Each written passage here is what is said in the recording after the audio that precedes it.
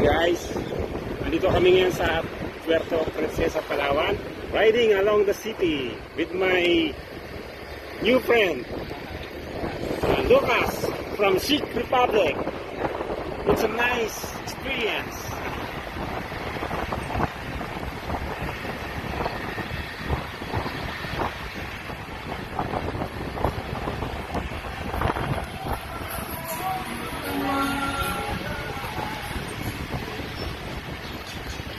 We will now maintain to the airport. No? Diretso. We will go to the beach. Out to the mall.